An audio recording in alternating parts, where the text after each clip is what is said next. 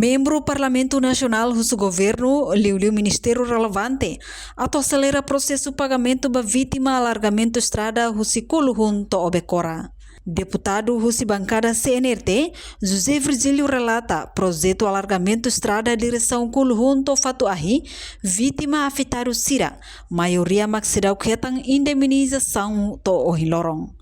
Também representante povo e a Parlamento Nacional sugere para o governo atu acelera processo pagamento ba afetado Sira. Alargamento da estrada, nebe marai nebe mak sirniam fo ofereceva atu halo desenvolvimento e estrada parte Kuluhun. Tuirmaimos ia parte ia Sukuluhun ia haslara senhor Mari da muita conhece o lugar secretário de Estado Teras nia rai nebe maka dia kata rai ini nia nebe governo ba futuro duduk dia loke estrada para tu acesso ba itania população seria parte suku pulungnya haslah na SLB ne ulu sekolah nebe sira busuru sira recupera na fati nebe precisa parte governo mesti tomada namba estrada vamos e parte bagus sama letena e alargamento lo que temos e ser fora dia 7 metros, mas o governo suka 12 ou 9 metros ira nebe suba sekarang ia 12 metros nema dia ia belia pagamento ba lo que estrada né. Enquanto deputada husi bancada PD, Sansa Tilman bolo atenção para o governo atu controla cidadão Sira nebe construir uma basic rate e a área Raikoto. Ina rate ne habare comunidade barat ke mais ou menos uma kain hak ke 5 ida maka halate ne uma hesaba rate ia rate ne basic lo sia rate ne mem hakoi mateba so tau de thok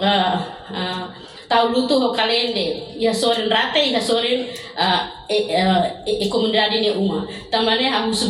senhor vice-ministro assunto parlamentar atau comunicação ao ministério relevante atau beletava atenção bane liu atau haremos quando vai impacto saúde nomos impacto ambiental ida selo que atau haremos kata comunidade servena kita muda hosi fatin ida atau batau ya fatin bema sira origem mai unisira no origem se ita la fuat atenção bane sira bahela fatin ratene ocupa teratene depois ita serne e ema hotu balan bema ke hedilin mate atau bahako ita nebe ida nemos gastos sida hotu muda hosi fatin ida batai fatin ida ne wendirang harite ne uma depois quando wendir ita sobo fila palmiamos kita hala indemnização fatin ida ne na fatin gastos ba estado também ne harus o governo atau beletawa sambena